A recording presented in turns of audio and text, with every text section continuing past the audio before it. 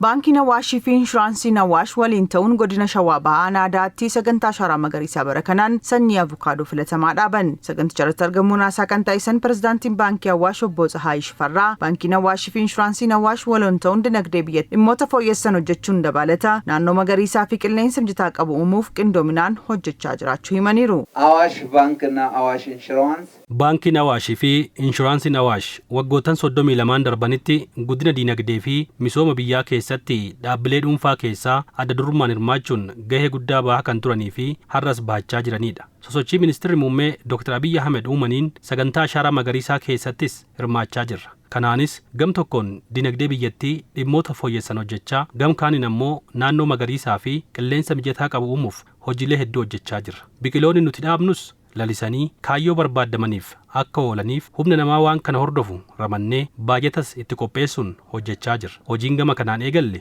cimeet itti fufa. Bulchaan godina Shawaa Bahaa obbo Abbaabbuu Waaqoo sagantaan Ashaaraa Magariisaa akka biyyaatti eegalameen bu'aa damdaneessa kan fide ta'uu himanii sagantichaan biqiltoonni nyaataaf oolanii fi alergii biyyaa dabalan heddumminaan dhaabamaa jiraachuu dubbataniiru. Lammiin keenya hundi waggaa waggaadhaan biqiltuun dhaabuu qofaa mitiin kunuunsuu isarraa uwwisni bosona keenyaa dabalee haalli qilleensaa fooyya'ee bishaan lafa jalaa dabalee jallisii fayyadamuu roobaan oomishuu irra geenyeera. Ashaaraan magariisni biqiltuu mukaa bosona keessa dhaabuu qofa osoo hin taane haala qilleensaa eegumsa biyyoo bishaanii qofaaf osoo hin taane kan nyaata namaatiif ta'u akkasuma immoo alergii biyyaa kan guddisuu danda'uun hojjetamaa jira jechaadha. Hojjettoonni baankichaa saganticha irratti hirmaatanis biqiltuu dhaabuun abdii egeree dhaabuudhaa jedhanii kaayyoon akka biyyaatti gama kanaan qabame akka dhugoomuuf gahee isaanii kan bahatan ta'uu himaniiru. Ashaaraa magariisaa akka biyyaatti qabame galmaan ga'uuf Baankii Awaashii fi Inshuraansiin Awaash gahee mataa isaa taphachaa jira. Dhaabuu qofa miti kunuunsa itti fufiinsa qabu galma gahuu qaba. Avukaadoon kun itti fufee galma akka ga'uuf kontiineesilii bajanni ramadamee fi kun itti fufiinsaatiin akka galma ga'uuf irratti hojjetamaa jira jecha. Biqiltuu jechuun dhaloota daa'imman jechuudha. Daa'ima yeroo isheen ol guddattu hundumatu ijaan ilaaluudhaaf wantootadha.